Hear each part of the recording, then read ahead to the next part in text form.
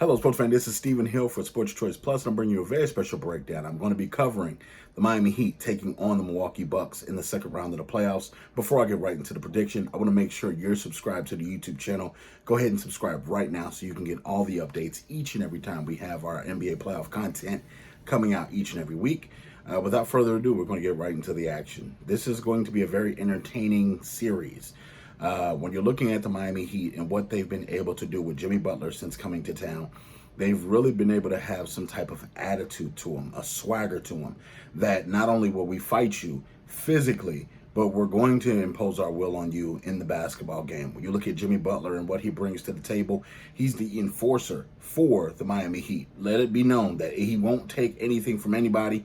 He's not afraid of anybody either. So when you're looking at that attitude is slowly carried on to all the players of the Miami Heat.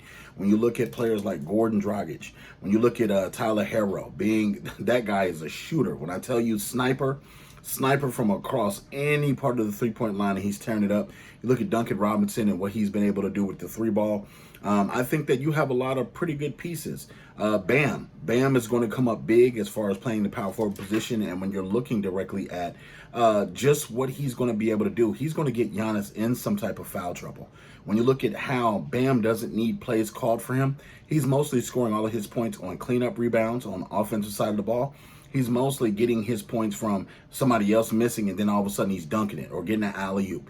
They don't call a lot of set plays for Bam, but he is explosive where he can go up and catch the ball. Kelly Olynyk is going to be big because he's going to be an irritant for Giannis.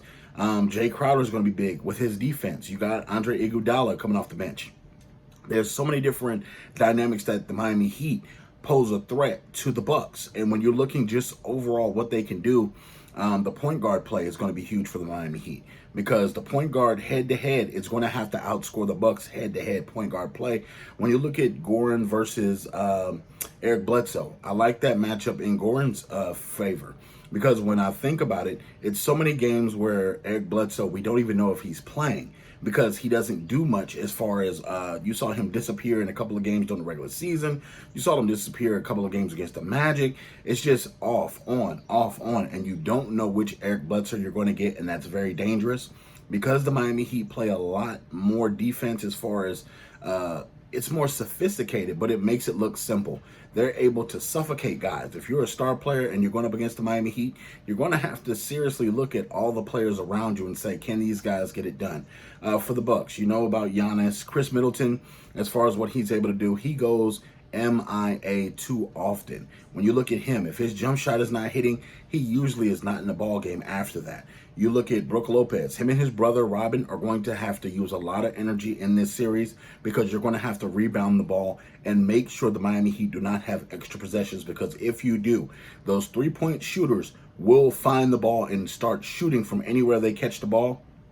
George Hill is going to have to be big, and this is going to be big for the Bucks. George Hill and Bledsoe are going to have to team up and make sure they're getting enough point guard production because Gordon is going to score. They're going to have to match him somehow, and even if it comes in doses, first half, second half, these guys are going to have to be on their game. Kyle Korver is going to have to be on, and Wes Matthews is going to have to be on as far as shooting threes. When you're looking at how you beat the Milwaukee Bucks, it's simple. Make everybody else but Giannis beat you. Do not allow Giannis to drive through the lane and start from half court and dribble full court. Start at half court and then build up momentum to where he's just running straight down the lane. Make Giannis use a shot. Make Giannis come out of the paint a little bit. Bam is going to be able to physically match up, and Bam is just as strong as Giannis, if not stronger, to where he's going to be able to push him out that lane and get him off that post where he's comfortable. Now, where it's going to come in question, Kelly Olynyk is going to have to get dirty with Giannis, and he's going to have to play around with him down there. And what I mean by that is tangling of the arms, boxing him out, making sure the referees know, hey, look at Giannis, he's being over aggressive. Giannis likes to chase the ball on defense. So if you got somebody coming to lay up, he's going to go try to block that shot. He's going to try to get those backdoor passes blocked down. He's going to try to be everywhere he can on the back end so he can stop those points from going in. So the Miami Heat are big on shooting threes and ball movement. So what the Bucks are going to have to do is really focus. This is going 7 games, folks. I think this has potential to be an upset. And what I say by that is the Miami Heat's attitude, their defense, their three-point shooting could make this a very long series. I know the Bucks can hit threes too. But if Giannis has a couple of bad games, you can see a situation like where the Clippers had with the Mavericks. You give them daylight and they'll come back on you. So I'm picking the Miami Heat to win this series. I think that they're going to give the Bucks all they can handle plus more. I think the pressure's on the Milwaukee Bucks in this series. The Miami Heat, let's face it, there's nobody really picking them to win an NBA championship. But what more could they do and spoil a season for Giannis? You look at all the pressure that Giannis has to win a championship or either make it to an NBA Finals because his contract year is coming up in a year? So I'm thinking these Bucks, they did not show me enough that I needed to see in the first round for me to be confident in them. Based on that, the Miami Heat showed me everything I needed to see against the Indiana Pacers. They took Mr. Warren, TJ Warren, and shut him completely down. I know he's not in comparison to Giannis in any way, shape, or form, but they singled out the best player on the team. They shut him down from scoring as far as many points as he's been putting on a hot performance in the bubble, and they made him tap out essentially in the Indiana Pacers. So I'm picking the Miami Heat to win this series against the Bucks in upset fashion. I think it'll go 7 games. I think Giannis is going to be in heavy foul trouble, and it's going to be an entertaining series.